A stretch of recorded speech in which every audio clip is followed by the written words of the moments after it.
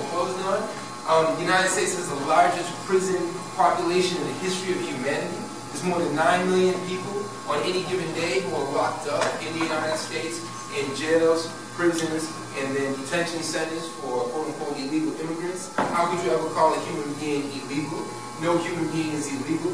And many of the people who are called illegal were the original inhabitants of California, of Nevada, of Utah, of Colorado. The entire United States was stolen from the indigenous people. So with what hypocrisy, the descendants of the Pilgrims, these other individuals come and label other human beings undocumented or illegal. In terms of languages, I've studied 6 different languages. You will never learn a language within a school, within 4 walls. I mean, you can get the contours, you can get a base, but to truly learn a language, you have to be in the neighborhoods, in the cut. That's American slang. I don't know if you follow my little American slang, but I'll sneak it in there. So I was able to live in Brazil and study Brazilian Portuguese and work with O Movimento Sem Terra, the movement of the landless, one of the largest social movements in Brazil. And the slogan of the movement of the landless was to occupy, cultivate, and resist.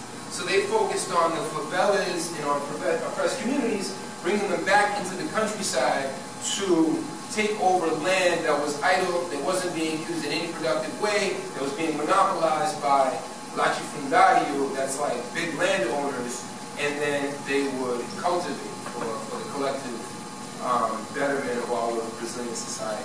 And I'm also a nutritionist. Published a book called Shedding That Which Is Not Us. One of the other manifestations of segregation in the United States, we have what we call food deserts.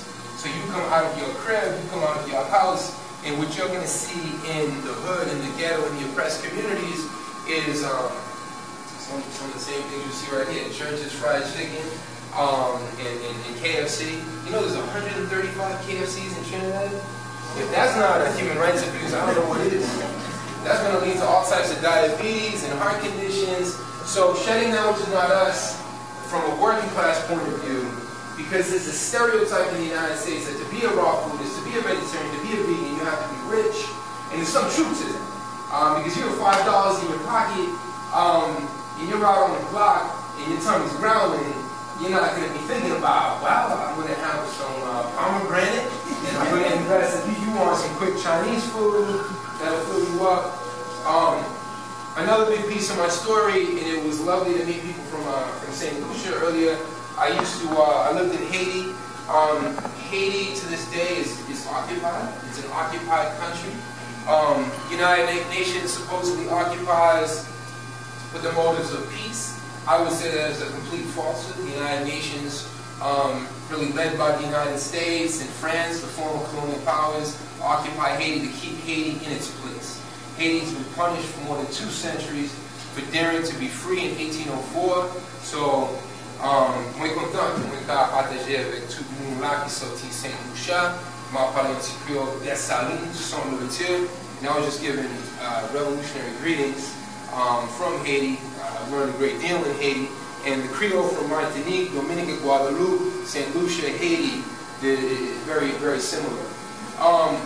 Another big piece of my story is I'm an internationalist. So being a quote-unquote white American, and I always say quote-unquote because I may be Irish American and pale, but I got a little color to me.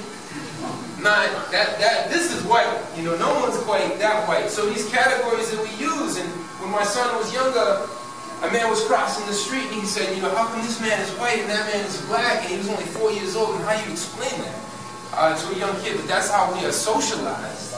And in the United States, it's one of the greatest barriers to working class unity. We have a lot in common with Guyana. If you don't know your history, how the heck could you ever know where you're going? So what I do in 365 Days of Resistance, I go back and I document the assassinations and the repression. There's so many different heroes, from Zimbabwe to Vietnam, to socialist Korea, to Cuba, to the Caribbean, to Latin America.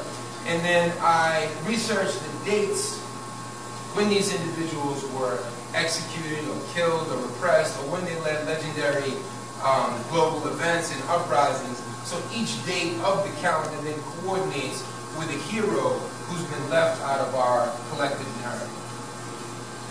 And I've written extensively with poetry and articles on documenting the social movements in the United States against police brutality. I come out of the anti-war movement.